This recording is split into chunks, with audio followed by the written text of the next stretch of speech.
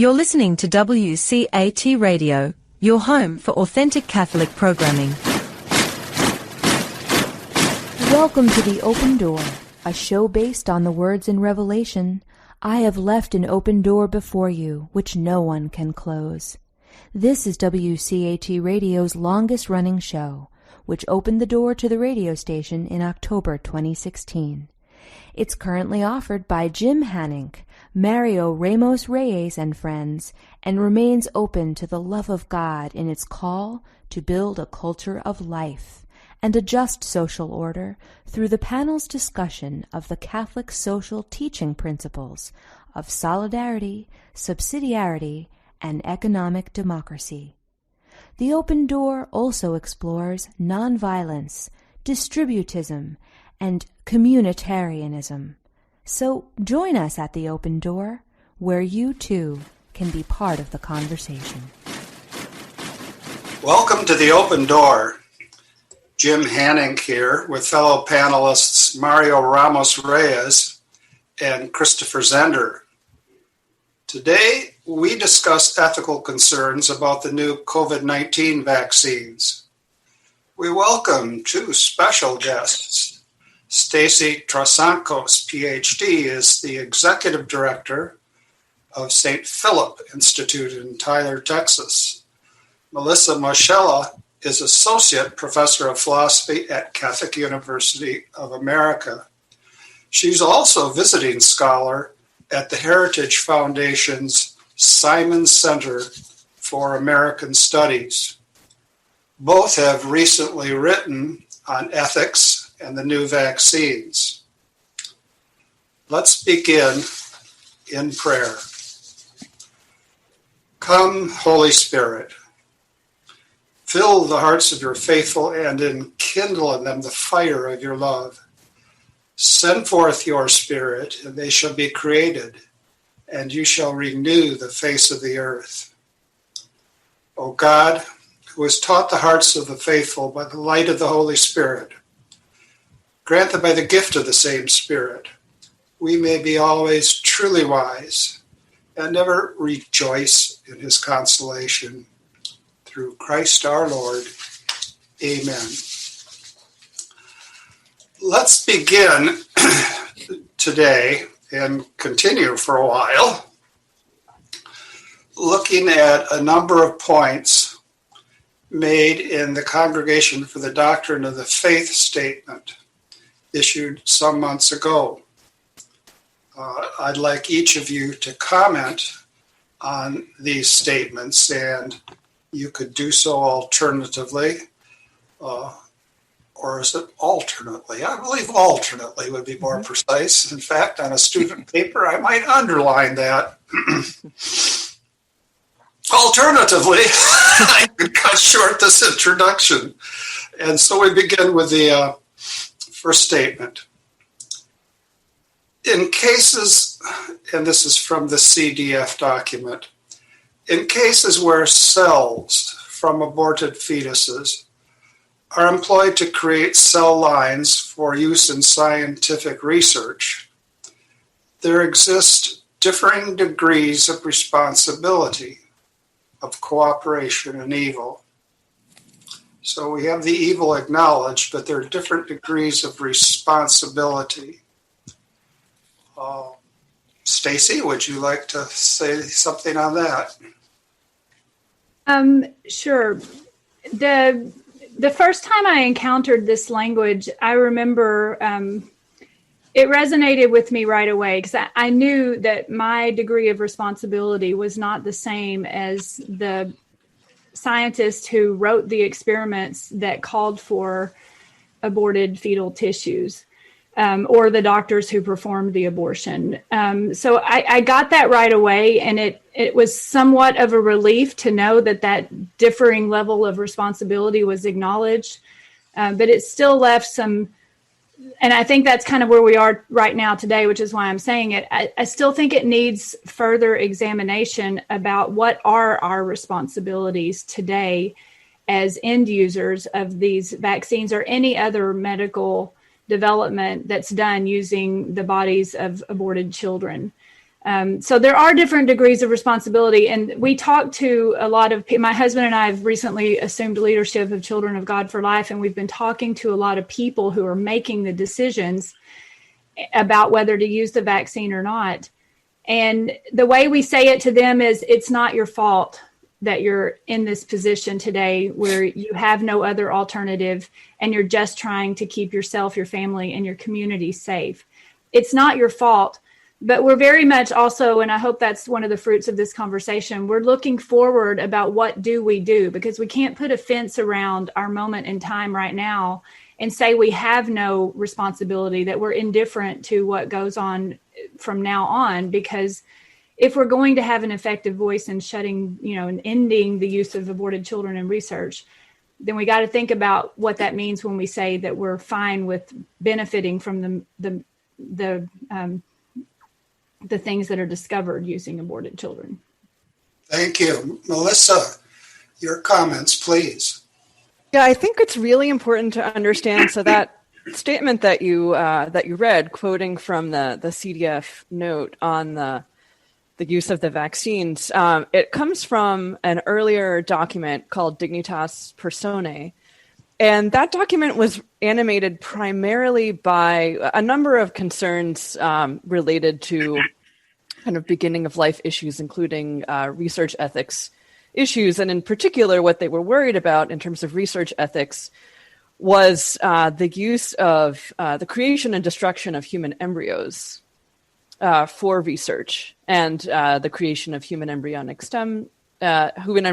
cell lines for stem cell research, which was kind of huge at the time and hugely debated at the time when that document was released, as well as the practice of direct use of aborted fetal tissue in research. And what I think is important to note is that both of those practices, the creation and destruction of human embryos and the direct use of aborted fetal tissue in research, is that those are practices that that create a demand for more tissue, for more embryos, right, to create for research and then destroy, for more fetal tissue to do more of the research.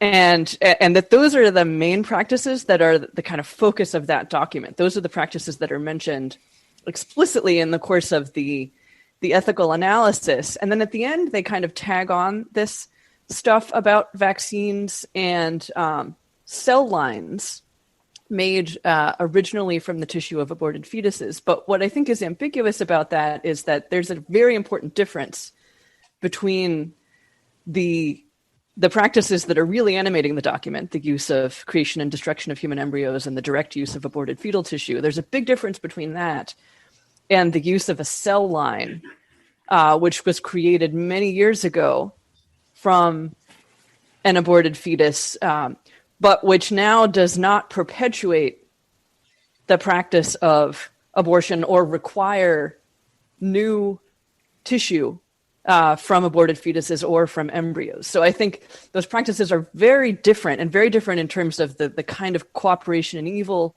that might be involved, precisely because if you use a cell line like HEK 293, which is primarily the one that we're concerned about in terms of the COVID vaccines, that cell line was created over 50 years ago, or about 50 years ago, from thought to be an aborted fetus. We actually aren't quite sure of the origin, but it seems likely that it was an aborted fetus.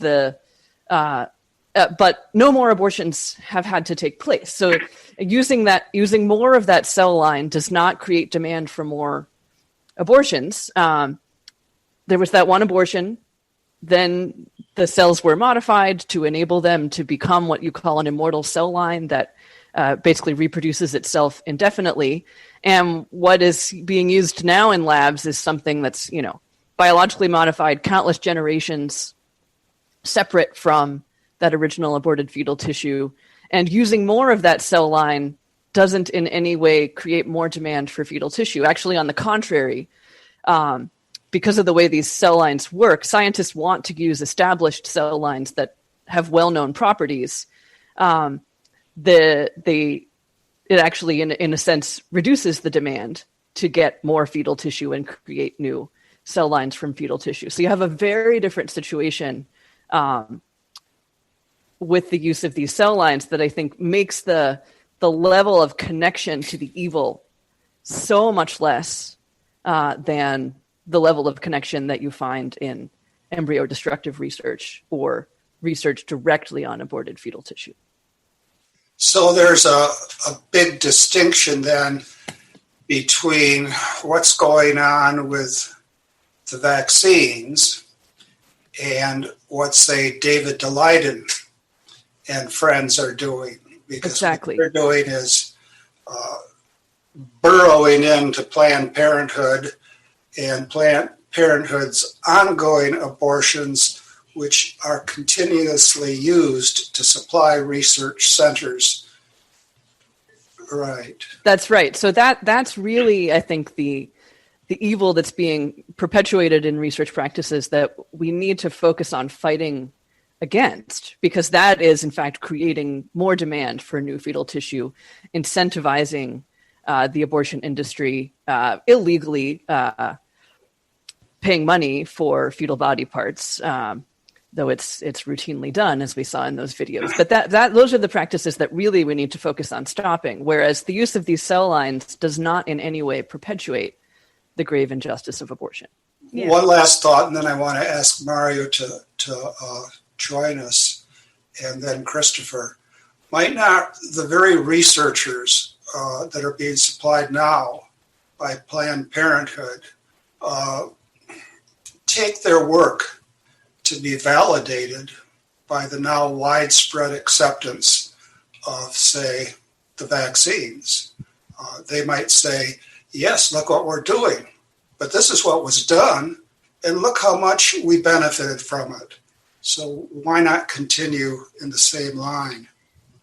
Could I interject something very quickly? In Dignitas Personae, it is specifically talking about cell lines. When they use that language about differing degrees of responsibility, I just want to correct that. They were in that whole section specifically talking about cell lines. It starts out for scientific research and the production of vaccines or other products, cell lines are at times used. And so they were making a connection between our acceptance of cell lines from aborted fetuses and the connection between our obligation today to say no to these practices, to mobilize our consciences in favor of life. So they are dealing with the cell lines in that document. Right, that specific line was, but the larger moral analysis is centered on these other practices of embryo destructive research and so on. You're going to lead us to go back and look at that document too. Every time we have a discussion, we have more work to do. Mario. Well, I have an observation and then a question. If those lines from which we get the vaccine were compromised, but we still are cooperating with them, even remotely and passively, is there any claim that argue that evil have a statute of limitation? What I'm saying is that I'm coming from a country where there was an oppressive regime for many, many years that used practices that are really horrible from human rights perspective. And yet at one point when that regime was deposed, there was a compromise. And the compromise was such that the country would continue building its democracy without putting into trial the people who violate human rights in order to have a peaceful transition. Yet today, many of these people who commit crimes still alive and enjoy the benefit of that democratic regime. So some people say today, well, the reason why we are not really having a full democracy because at one point we didn't just put a limit on that evil committed and put to trial to these people. Perhaps the analogy is not very fair because I'm bringing from political philosophy, if you will, to biology. But I wonder if is that what we are doing here by claiming that, yes, we are not cooperating directly or even remotely, but I wonder about the evil committee have a limit in time. I think what you bring up is a really interesting point, which is that we live in a fallen world, a sinful world, where it is literally impossible to insulate oneself from the effects of past injustices, and actually literally impossible often to benefit from past injustices. So think, for instance, about horrific research practices that Nazi experimenters used, experimenting on concentration camp inmates or people in mental institutions. We got the drug chloroquine, an anti-malaria drug, from those experiments. Those were grossly immoral and unjust. But does that mean that in order to distance ourselves from that evil, we have to now pretend that those experiments never happened, redo them in order to get the information again in a morally legitimate way? What about slave labor that was used to build so much of our economic infrastructure, to build many of the railroads across the United States? What about unjust wars that were used to wipe out Native Americans and steal their land, and now we're profiting from that? Or most of the borders and land that many countries are enjoying are the result of historic evils and injustices. It's just so complex that it's impossible to isolate yourself from the benefits of evil. So then the question is, okay, what are the moral dangers here, and how can I avoid them? And I think one key thing to consider is, well, am I in any way perpetuating that evil by now enjoying its benefits, right? And you could say it was, say, the Nazi research case. Well, clearly not, right? If I take the drug chloroquine, I'm in no way perpetuating the evil of those unjust experiments. Am I in any way implying a kind of approval of those practices? And again, I think you could safely say, no, I could take chloroquine or use the information that was gained from those experiments without approving, right? While at the same time saying, well, that was terrible, but okay, but now we have this helpful information. And then there's also the question of the corruption to your own character, which is a potential danger, right? Where moral theologians and philosophers talk about this danger as the danger of seepage, right? That the evil intent of the original actors could seep into your own will because you're benefiting from their evil actions. So the question is, well, is that kind of gross lack of concern for the dignity of the research subjects of the Nazi experimenters, is that going to kind of seep into my own will? Am I going to, even subconsciously begin to think that it's not quite as bad because I am routinely benefiting from its effects? And that's always a danger, right? That could be a danger in terms of slave labor. That could be a danger in terms of unjust wars, where I say, well, maybe it wasn't so bad because good things came of it, right? And that's where I think one needs to just make the internal effort to distance oneself, right? And I think here what we come at, and this is I think the key in terms of what's going on with the kind of moral analysis that the CDF is doing is to remember the basic principle, which is that evil is in the will, right? Or as Jesus says, right, evil is in the heart, right? So it's to the extent that we latch on to, share the evil intentions of the evildoer in any way, that we are doing something wrong by enjoying the benefits of those historic evils. Christopher. Yeah, that's an interesting point. But is it true that, obviously, when you talk about evil being in the will, you're talking about moral evil. You're not talking about physical evil. Of course, yes. Tornadoes are physical evils, and they're certainly not in the will. But isn't it the case, this is a strange example, I think, but a large bowl of cocaine. I've heard of some of these cast parties in Los Angeles where, Jim lives. They have these bowls of cocaine. Now, a bowl of cocaine is not in itself morally evil because it can't be capable of moral action. But yet, is it not the case that it's evil for us because you might say that the fact the bowl of cocaine is there arose from moral act. And it also tends to, it's there for the commission of more immoral acts. Nuclear weaponry, for instance. Nuclear weapons, are they in themselves evil? Not morally speaking, no. One might even perceive the use of a nuclear weapon like knocking a meteorite out of the sky, if that were even possible.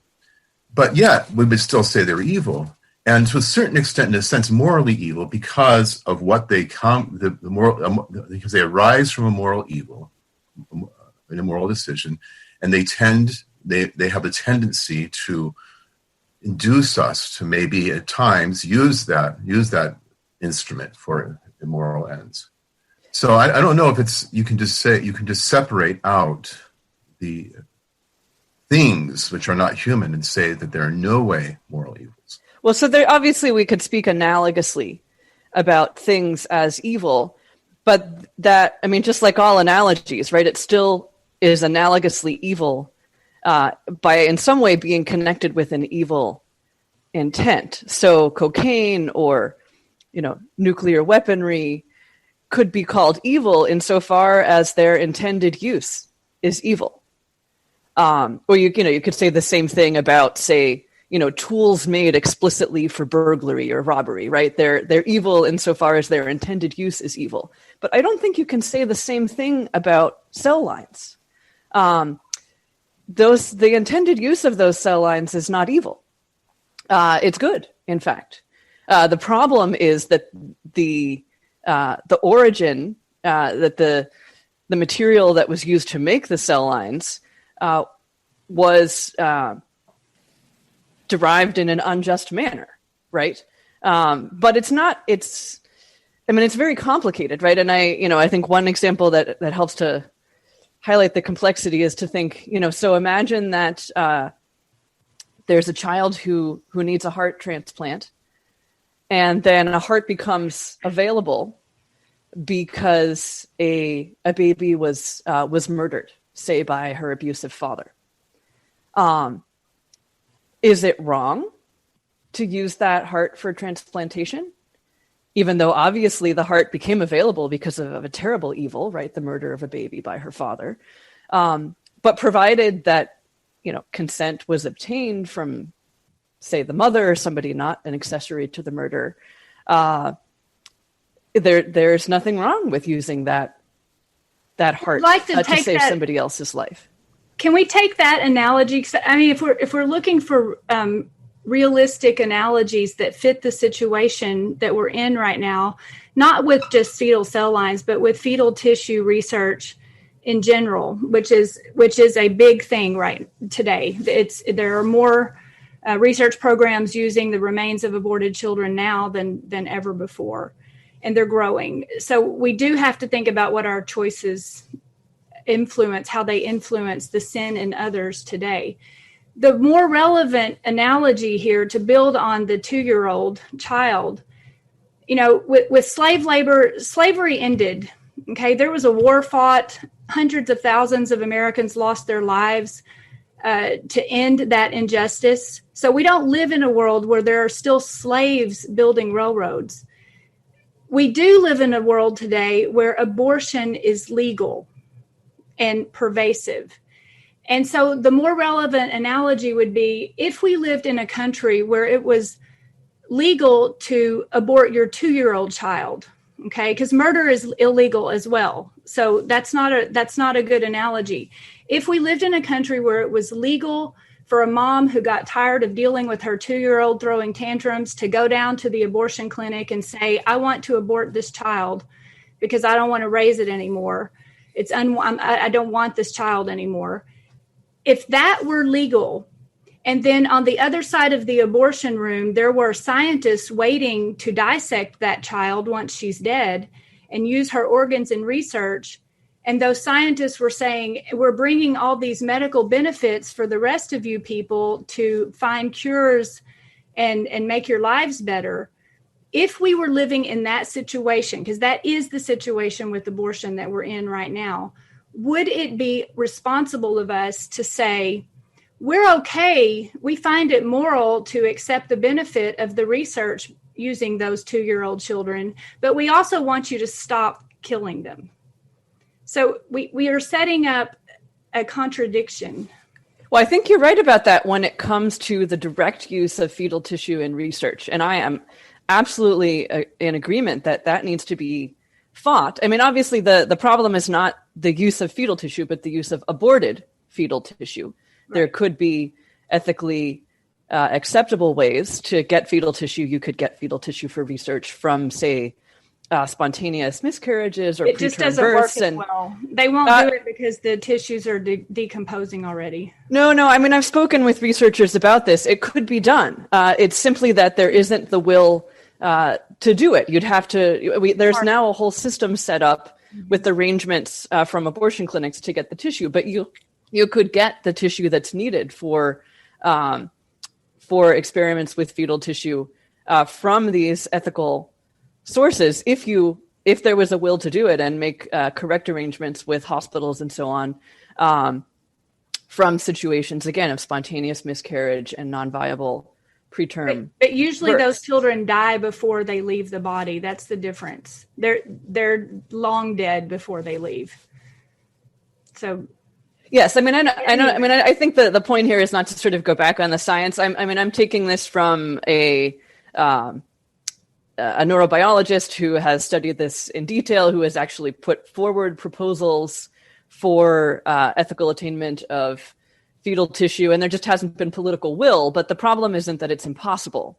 But anyway, we're in agreement that direct use of fetal tissue for research and the way it's currently done is absolutely wrong, and we should fight against that and look for alternatives. My point is that the use of a cell line like HEK293 created 50 years ago from aborted fetal tissue does not have the problems that you're talking about with direct use of aborted fetal tissue, because the cell line doesn't require new fetal tissue. Let me interject here. We've had a very good discussion of one sentence, the CDF document. So I'm going to collect B and C on the teacher's outline, and since C assumes B, and I'm going to give another, not just one sentence, but this is approaching a paragraph. All right, quote, the fundamental reason for considering the use of these vaccines morally illicit is that the kind of cooperation in evil, passive material cooperation, in the procured abortion from which these cell lines originate is, on the part of those making use of the vaccines, remote. The moral duty to avoid such passive material cooperation is not obligatory if there is a grave danger, such as the otherwise uncontainable spread of a serious pathological agent. In this case, the pandemic spread of the SARS-CoV-2 virus that causes COVID-19. Stacy, would you like to comment on that? Sure. So I think we're coming at this from two different ways. On the one hand, if I'm hearing it correctly, there's no cooperation in evil, and that is not what I mean. If we say there is no cooperation in evil, that's false. That's not what the document says. It's not what the Vatican has advised. As a mother who's vaccinated children using vaccines derived from aborted fetal cell lines back since 2003, I've long been thinking about this. And I never took what the CDF or the Pontifical Academy for Life ever said as saying that we have no cooperation in evil. We have a passive material remote cooperation, which means it's still cooperation. It's just morally illicit if you're in an extraordinary situation where you're trying to protect your children or yourself. So I think what's getting lost here in the two ways we're coming at it, and correct me if I'm wrong, we still have a duty to say it's not okay to use vaccines created with these cell lines, the same way we have a duty to say it's not okay to use aborted children in research. It's consistent. So the moral duty to avoid such passive material cooperation is not obligatory if there's a grave danger. If there's not a grave danger, there is still a moral duty to avoid the material cooperation. So I want to emphasize that because I'm very much, I know we're here today and it's not all our fault, but we do have an obligation going forward in how we're going to fight this. And I don't see how we're going to say we're fine with benefiting from aborted children in research, even if it's a fetal cell line, we're fine with benefiting from it, but you better stop doing it. Because I worked in the industry for DuPont, not a pharmaceutical, but I know how they think on the other side of the table. And if they already know you're going to say it's moral to benefit from the research, you have you've just conceded your ground to them when you say you shouldn't do this research.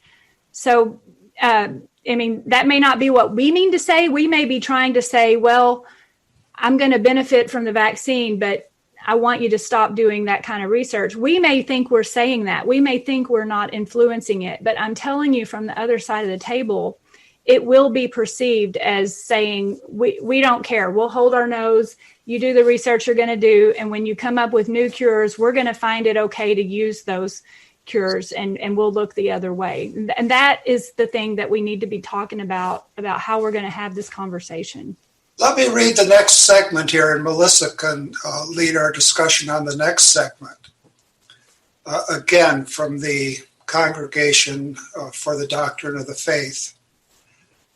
The illicit use of such vaccines does not and should not in any way imply that there is a moral endorsement of the use of cell lines proceeding from aborted fetuses.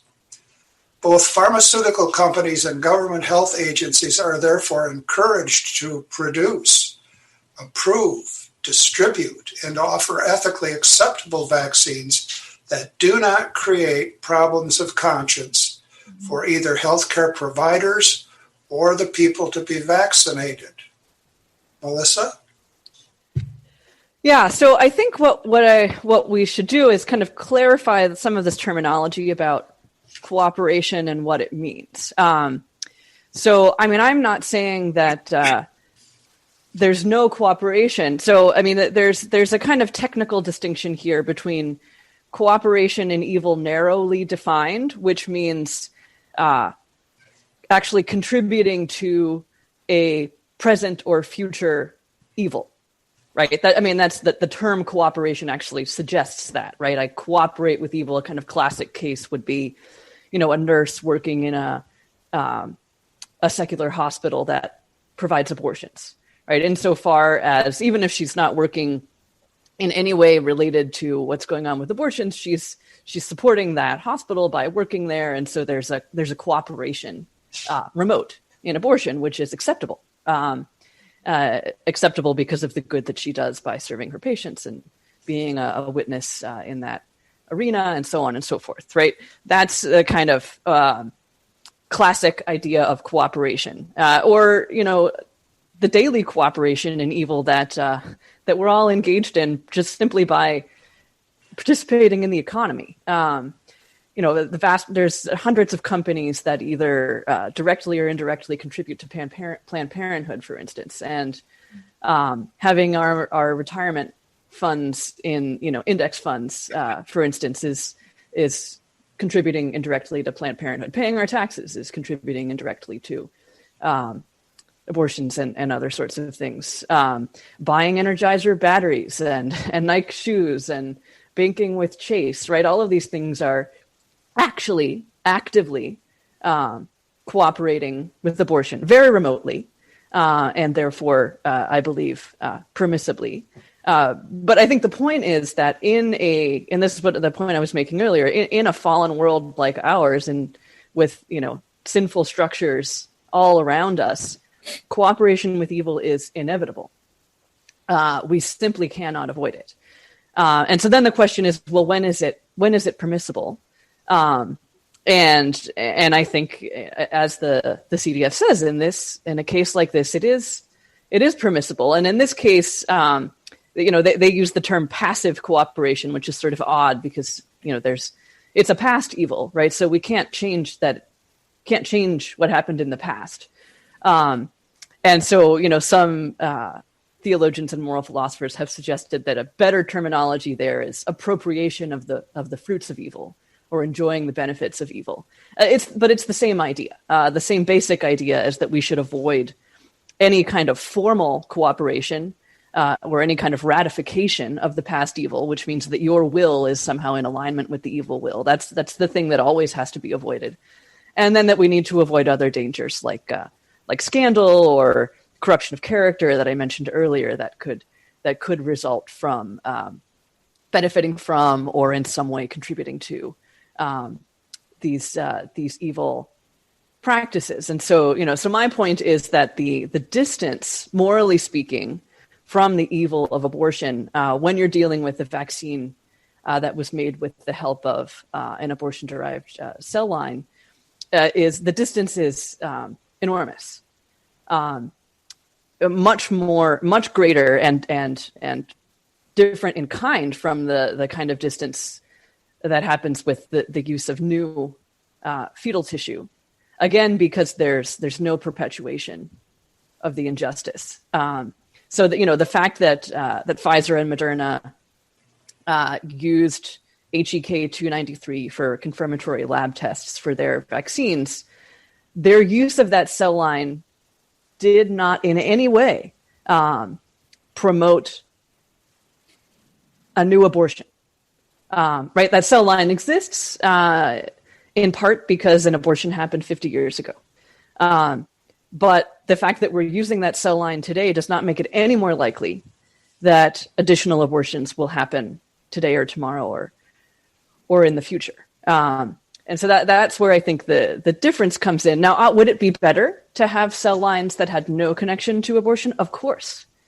The problem is that, in terms of the way the scientific research works, I absolutely agree that we should be, as I've been saying, we should be lobbying for an end to the practice of making new cell lines from aborted fetuses, using new aborted fetal tissue, also using human embryos in research and so on.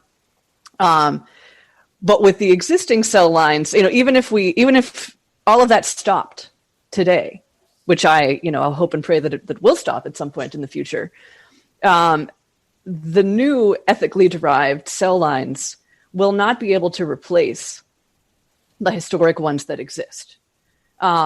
Because, as I said before, of the way that science works, such that there is such a kind of knowledge of the way that HEK 293 functions and its properties, that a new cell line simply will not be able it simply will not have the scientific usefulness or anywhere close to one that is well researched and well known in the scientific community.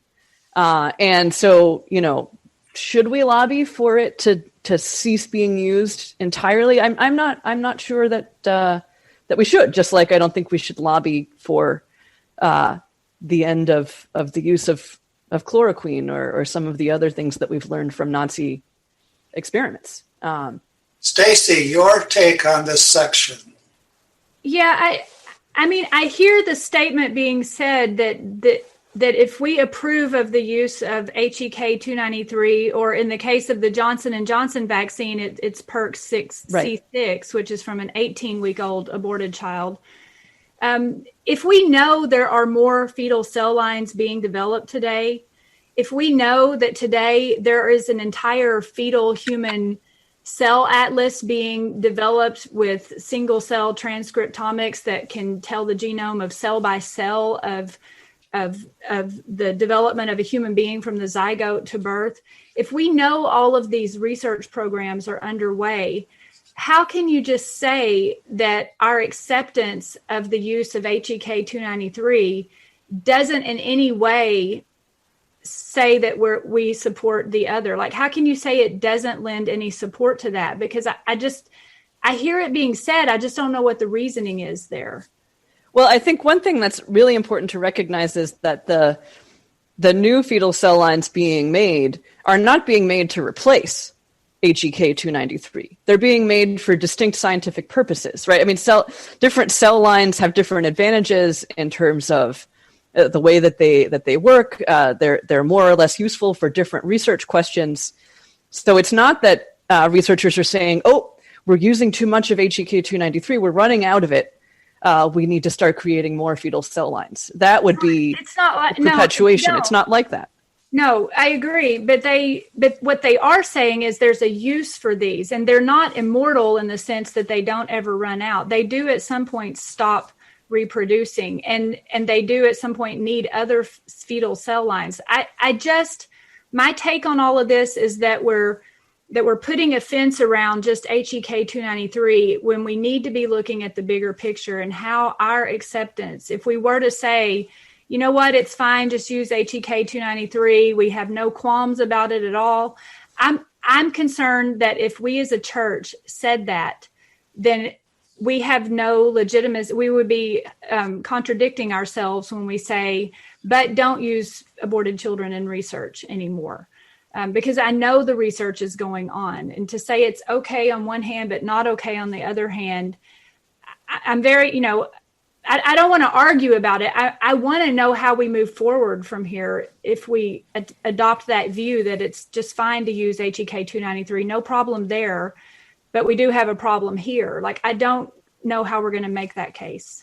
I don't want to just say it's just fine. I think the key thing is that there is proportionate reason to use it. So again, we're working just like I think there could be proportionate reason to bank with Chase, even though they are using some of their profits to donate to Planned Parenthood, because I think that the cooperation there is so remote, and there are benefits to be gained. So there's proportionate reason. I think there's even greater proportionate reason to use a cell line like this that has enormous scientific benefits. We on the Open Door take the view that disputed questions should be robustly disputed. And so I'm going to ask Mario to continue the discussion. Well, I have been following carefully the discussion, very interesting.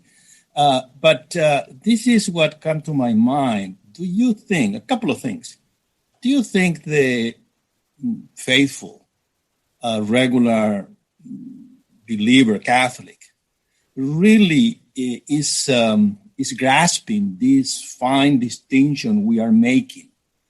For instance, in the statement that Jim just read, there is a line which says the licit use of such vaccine doesn't and should not in any way imply there is a moral endorsement. So if I ask someone who is a Catholic in the pew who doesn't know much about bioethics, for him probably will say, well, the use is licit, but I really don't endorse morally. Wouldn't that statement be a little bit contradictory? That's any of you. What do you think about that? I mean, I think that's why it's important to educate people. The bishops, have also issued a statement that attempts to explain these things. I think the people can understand these things if they're explained. And I don't think it's any more difficult than explaining, why it's okay to buy Energizer batteries or have a certain retirement plan, even though these companies give to Planned Parenthood. We're not saying that we agree with the things that they're promoting, but we're just saying that I'm not contributing to that evil. Sure. I'm not endorsing that evil by contributing to these companies. But I'll benefit from it. Let me get Christopher in here because some of his best friends are Amish. I do have an Amish friend, yeah, but sort of. Anyway. It could lead to more, Christopher. Yeah, you never know. Yeah, but I guess the question, I think this might have been touched on before. I think we're all agreed that there is illicit use of vaccines derived from this cell line. Nevertheless, isn't it the case when we're talking about the people who develop these cell lines and who will develop cell lines in the future, aren't they simply going to say, well, these people, they protest against this, but when push comes to shove, they'll use it. They'll take it. And that is a much more powerful message than anything we say. I think that's why here in the CDF document, they say that you only should do this if there's a grave danger. Now, granted, there's a big difference. I think there is you have the problem of railroads developed by slaves or drugs developed from Nazi experimentation. All those are there, lands taken from the American Indians. But again, it's the proximate danger that we face now. Right now, maybe we don't face slave labor, unless you consider wage slaves. That's what we do face right now is the development of more of these cell lines. And so the message has to be more than just by mouth. It has to be also by action, doesn't it? By what we do and what we don't do. Well, I think, again, there are ways to give the message like, unfortunately, this will be rescinded, of course, with the new administration that's just about to come in. But, under President Trump, there was a change in funding guidelines to not give any funding to research that uses new aborted fetal tissue, right, including research to derive cell lines. I mean, those sorts of policies would be the sorts of policies that we can fight for to stop this injustice from happening. I mean, I think one thing to think about is the most commonly used cell line. HEK 293 is the second most commonly used cell line. The most commonly used cell line is the HeLa cell line, named for Henrietta Lacks, a Black woman whose tissue was taken from her cancerous uterus without her knowledge or consent to create the first immortal cell line. And again, because it was the first, and for the reasons that I mentioned before about the particular value of kind of known cell lines that have known properties and are widely used and widely cited, and so researchers understand how they work. That became sort of the bread and butter of basic science research. And it's interesting, how Johns Hopkins has dealt with the fact that, as we have become more sensitized to the importance of consent in using fetal tissue or using human tissue for research, and the fact that there was no consent in this case, that they have taken a number of steps to try to first, honor Henrietta Lacks for her contribution. They have taken, family members from, descendants of Henrietta Lacks and sort of explain what was going on. They've put them sort of on the board. I don't know if they're now getting some kind of compensation for the use of the cell lines. So, there's a kind of testimony to the fact that, now they have pledged themselves to better research practices and so on. I think that's what we want to work toward in terms of research that involves fetal tissue. We want to work towards something where we, first of all, change the dynamics so that abortion is no longer legal. We want to change the dynamics so that the use of tissue from aborted fetuses is no longer the kind of go-to source of such tissue. And So we want to change the dynamic in the same way that the dynamic has been changed in terms of other research practices. And that's going to take time, right? There are lots of structural injustices here that need to be overcome before, this the use of something like HEK 293 can be fully analogous to something like the use of HeLa or the use of Nazi research science, because the injustice of abortion is behind us. And so I agree, Stacy, with you that there's a difference here, that the injustice of abortion remains. It isn't behind us. And so none of these other cases are entirely analogous. But that's why I think that what we need to focus our energies on in the pro-life community is putting that injustice behind us.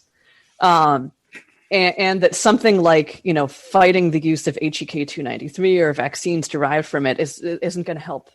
In fact, might actually do harm to the pro-life movement, insofar as, people are connecting the pro-life movement with a movement against taking a vaccine that is going to be so enormously beneficial for society in terms of helping us to recover from this terrible pandemic.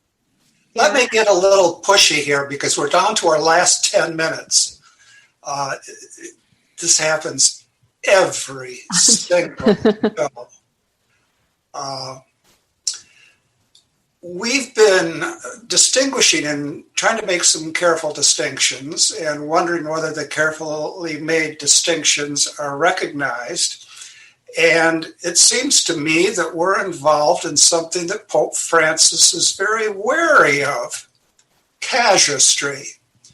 And yet, Pope Francis, with prophetic witness, did not choose to take a nuanced approach towards the possession of nuclear weapons, which in the past has been done, but he flatly rejects their possession. So on the one hand, we have this urge to cut it with the casuistry, and on the other hand, we have this commission to speak prophetically. And are we going to get this balance right all the time down through the centuries of the church's life? I don't think so. And so it seems, at the very least here in the present context, we have those who would like to take a witness and say, yes, I suppose others aren't going to see this the way I do, and I can, to some extent, share their reasoning. But, we have somebody like Dorothy Day. There's a reason for practicing proper responses to a threat of nuclear war, and I can understand why people built bomb shelters.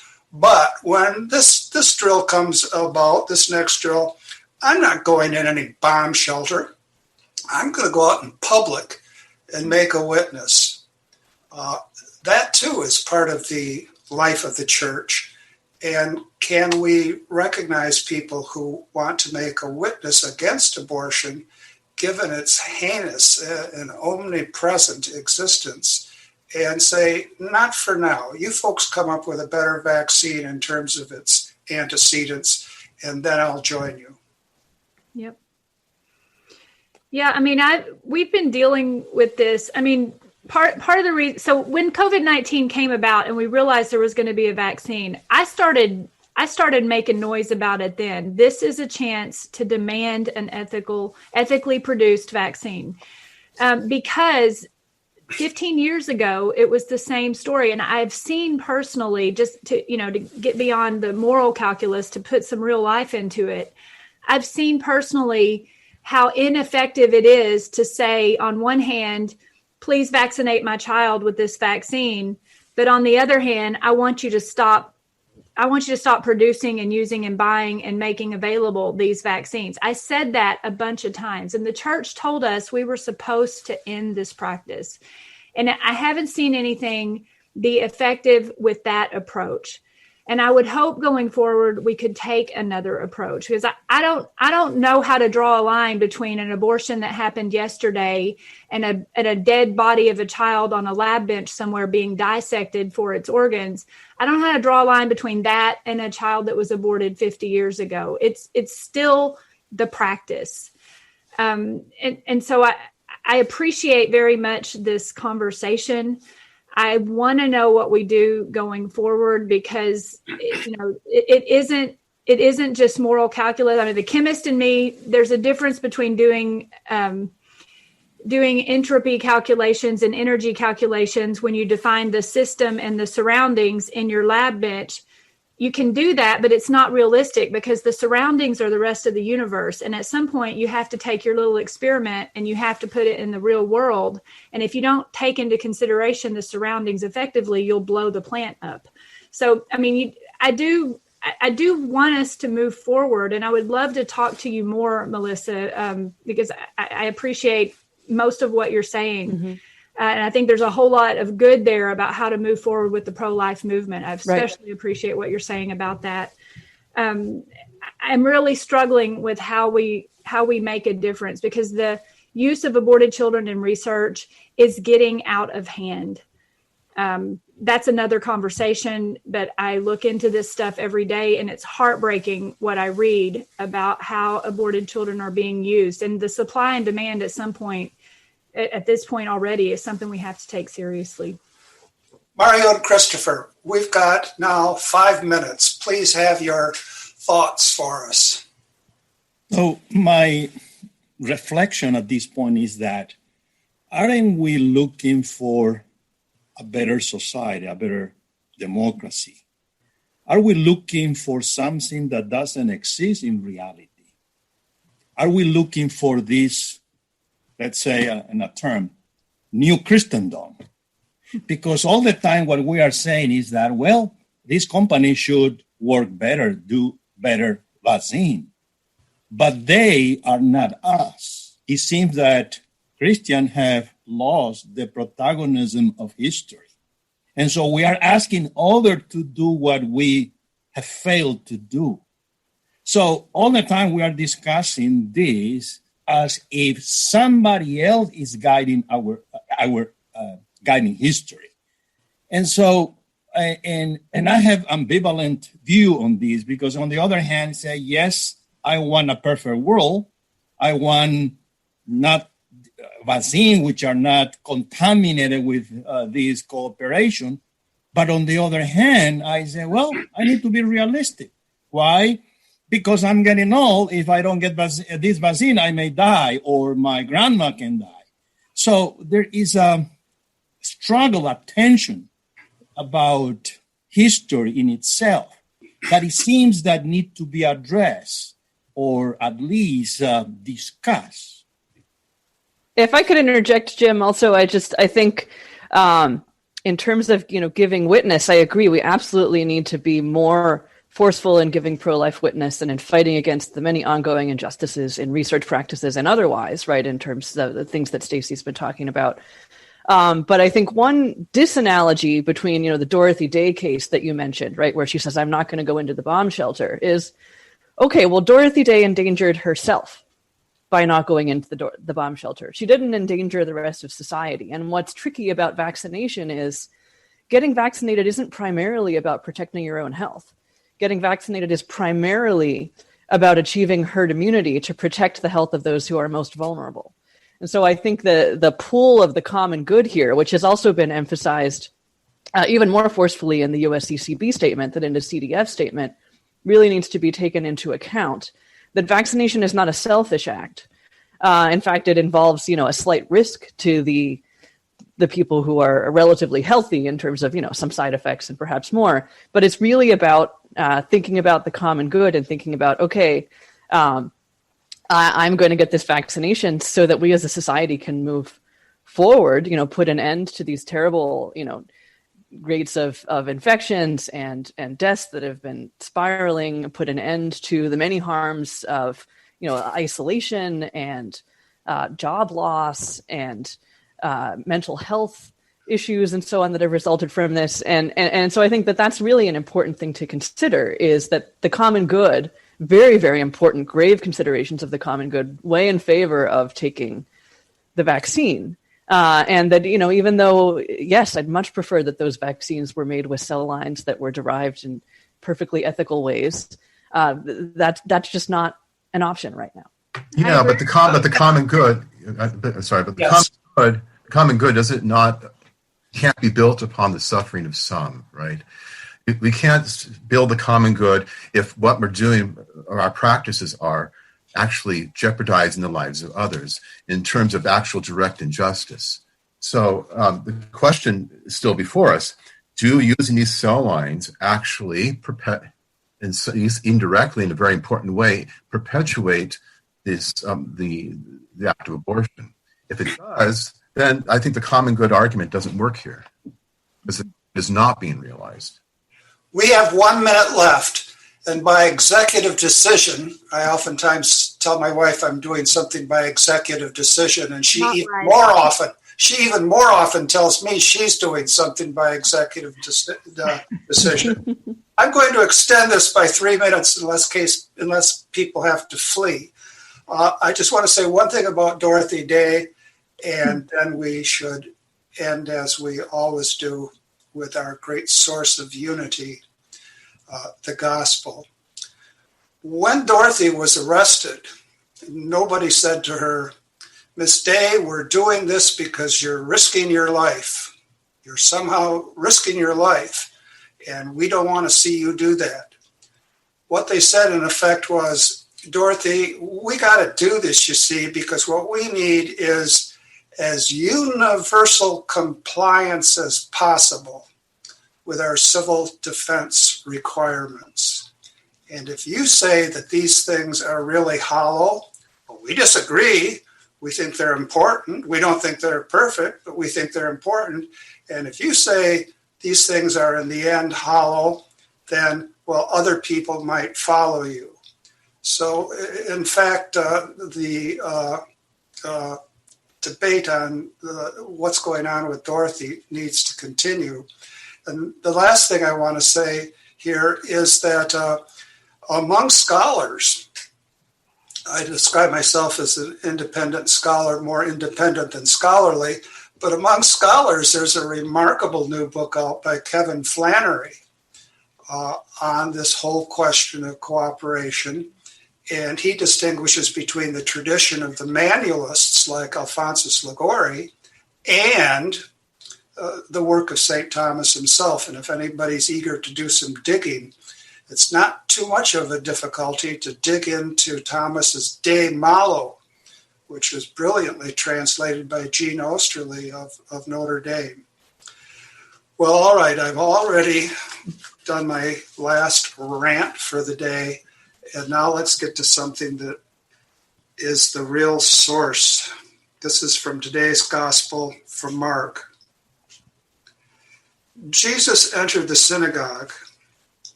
There was a man there who had a withered hand. They watched Jesus closely to see if he would cure him on the Sabbath, so that they might accuse him. He said to the man with the withered hand, "Come up here before us." Then he said to the Pharisees, "Is it lawful to do good on the Sabbath rather than to do evil, to save life rather than to destroy it?" But they remained silent.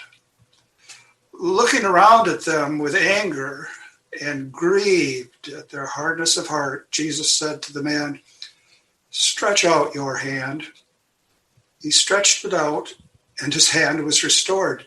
The Pharisees went out and immediately took counsel with the Herodians against him to put him to death.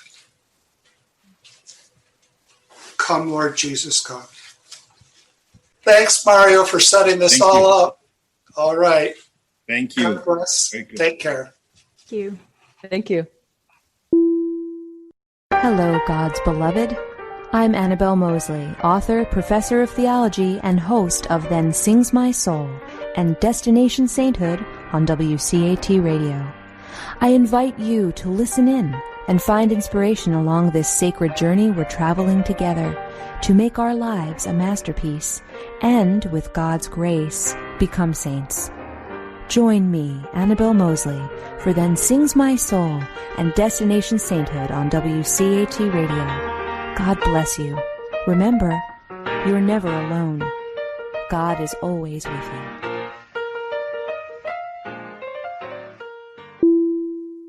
Thank you for listening to a production of WCAT Radio. Please join us in our mission of evangelization. And don't forget, love lifts up when knowledge takes flight.